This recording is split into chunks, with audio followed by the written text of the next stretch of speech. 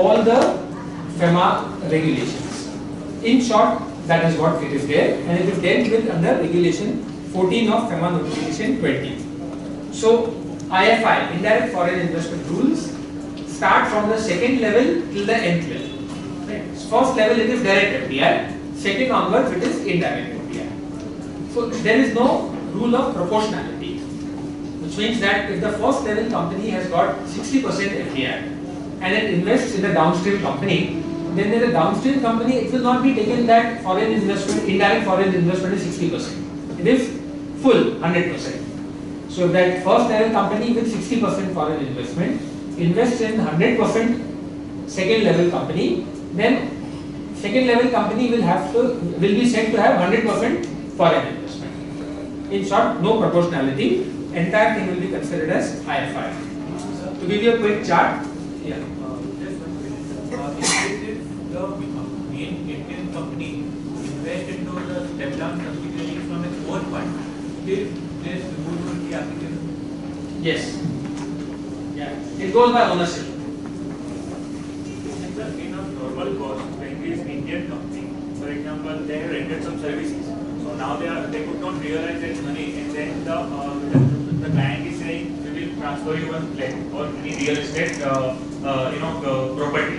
Then there is also downstream investment, right? So but that is a business transaction between the first level and the second level company. Yes. Okay. For services you could not make any payment, so you are giving a flat. Yes. Or something else, whatever. Some consideration is given. Yes. Essentially it is a business transaction between first and second company. Right. So then this notification doesn't come into picture. Huh? Okay, but Indian company, then FDI is not allowed. You are not allowed to deal in real estate, right? So in that case, whether by virtue of that, even Indian company cannot do a normal business transaction. Yes. So therefore, yeah, if it so amounts that your either activity or say, let us say, instead of giving you a flat, shares are to be issued. Issue of shares in kind. Yeah. Then the foreign investment rules come into picture. So in your case, if it's a flat, for example, then actually see a company can always buy a flat for its directors, for its staff. There is no restriction as such. But yeah, if you are going to have some kind of a project where it amounts to a real estate project, not within the guidelines, then yes, then it will be difficult. So it depends on what is the transaction, but prima facie a business transaction is not covered by these rules. Then we don't need to go to RBI and verify. No, nothing. So chart explains, I think this is clear to us. Essentially equity 50% or more, or controlled 50% or more, then indirect foreign investment rules apply, and then the next also you have to look at everything. So basic policy is that what can be done directly can be done indirectly, and what cannot be done directly cannot be done indirectly. This is the principle on which one has to go. So downstream investment also has to be in compliance with Schedule 1 of FEMA Notification 20. The only thing which you don't have to worry is receipt of foreign exchange, etc. But otherwise, all the conditions have to be fulfilled. And what kind of things come into picture? I'll just come to it very soon. Compliance is the responsibility of investing company. Now this is what yesterday again in the meeting I said, that there could be several levels of downstream investment. Now at the bottom, say let's say it's a startup company and it receives investment from an investment vehicle. Now how will the startup company know whether the investment vehicle is foreign owned or not? Or let us say not a startup, any other company. So it is very difficult to know for the downstream company to know.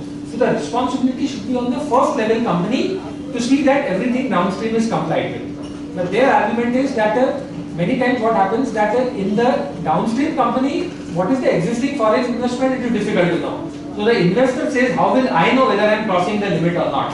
So keep the compliance with the investing company. So both kind of things are there. As on today, the rule is that investing company is totally responsible for seeing that IFI is valid or not. And right now, some of the compounding cases are going on where downstream companies have applied for compounding because of violations at the top level. So IFI rules are relevant even for the past investments, which may not be as per investment rules. I'll just come to it slightly later. So relevance, I have listed it down. Where foreign investment is not allowed, there is a difficulty. Where there are sectoral caps, there is a difficulty. Conditions to be prescribed, conditions prescribed for foreign investment, there we have to look at these rules. Minimum capitalization norms, if there are any, we have to look at them. Transfer of control, we have to look at IFI rules, and reporting, etc. everywhere is there. So, wherever there is a foreign investment permitted 100% on automatic basis, IFI rules have got less difficulties, but the compliance rules like valuation norms, etc., everything applies. So that is where the difficulty comes up. Otherwise, 100% automatic route, we don't have a restriction, but the remaining compliances have to take place.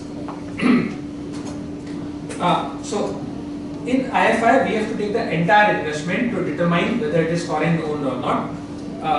Since we have little time, I'll just straight away come to the chart over here, just to highlight the issue. So, in this particular case, we have a first level Indian company which has got 100% foreign investment. That company invests 40% in the second company, right? So that is 40%, and then another foreign investor has invested 20% in that second level company. So here the total foreign investment is indirect on the left side, and the 20% is direct. We have to take the total and come to a amount of foreign investment. So here it is 60%. Because it is 60% in downstream, that second level company, the investment in third level also will be considered as indirect foreign investment and comply with all the rules. Here it's a very simple calculation. The NR has got a ultimate beneficial stake of 60%. In the next slide, if you see a slight change in the structure, on the left side it is the same, but on the right side the foreigner has got 40%. The Indian resident has got 60%, and that company invests 60% in the downstream second company. Now here, because that second Indian company, IC2, is Indian owned and assuming that Indian controlled also, then that is not counted as foreign investment. So in that second company, the investment will be taken as 40%. Right? Because that IC2 is not owned or controlled by non-resident, it is owned and controlled by Indian residents, Indian resident citizens. So therefore, in that second company, the foreign investment is 40%. Now that if it invests in third level company, it is not indirect foreign investment. But if you take the ultimate stake of the non-resident holder, it is 64%, more than in the previous slide. Still it is not IFI, but in the earlier slide it was IFI. So there can be so many permutation combinations. One has to really look at everything and then decide whether you are downstream, whether you are indirect foreign investor or not, and then see whether you can comply with the rules. So ownership and control, it has been defined. We will not go through it. Basically, more than 50% or more by non-resident, it is non-resident owned, and you have got control or authority to appoint more than 50% of directors, or through any agreement you have got control over policy decisions, then you are controlled by the non-resident. So any of these two conditions are satisfied, you are foreign investor. If both the conditions are satisfied by the Indian residents, then you are Indian owned. In short, that is the issue. So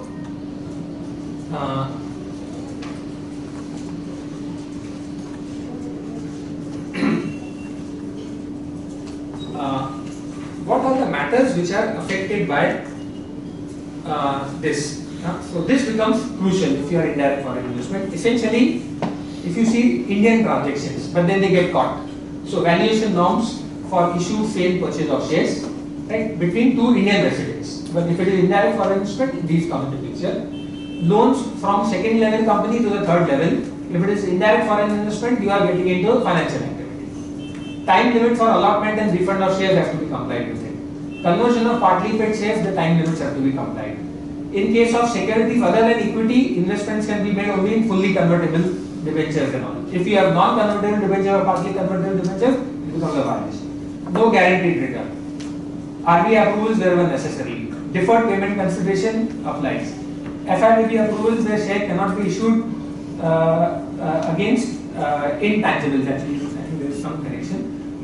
So again, issue of shares against in time, you have to see that all the rules are complied with it. Only thing is no FLA returns are there for the second downstream company. So this is where now we are going through the compounding process, where the downstream companies was not even aware the IFI rules apply, because there was a lot of gap between the understanding between 2009 and 13, but that is how it is there. So all these things you have to comply with it if you are an indirect foreign investor, and again by the investee company. So what are the past investments? All investments prior to 13th February 2009, when the press notes came, no amendment is required, and all these are proper, provided these are proper as per the rules prevailing at that point of time. Between 13th February 2009 and 20th June 2009, you had to intimate to RBI that you have got indirect foreign investment and whether it is compliant or not. If it was not compliant, RBI would tell you do this, do that. If it is not, then you have to go through the compounding process, and I understand that hardly anyone has intimated to RBI if they had an indirect foreign investment structure, and now if they intimate or it comes to notice, one has to go through the compounding process. Just one last point, I will say that every year the auditor has to mention in the audit report that my indirect foreign investment rules are in compliance, and the directors have to report in their director's report that I have got an auditor certificate certifying that everything is okay. If it is not okay, you have to intimate to RBI, and then you have to go through the regularization and compounding process. Again, I find when I have spoken to many people, very few people know about this audit requirement. So we have requested RBI if they can come out with a one-time scheme to allow regularization of this audit process. Let us see what happens.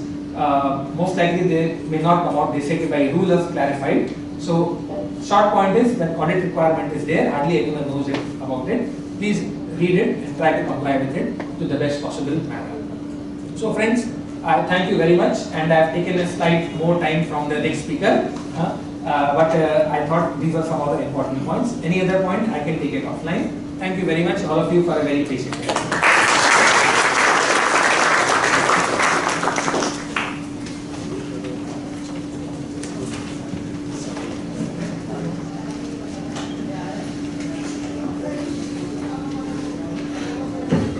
Hello. Friends, all would agree that it was a very informative session. The topic inbound investment itself is very interesting and in focus, especially because all the world wants to be in India.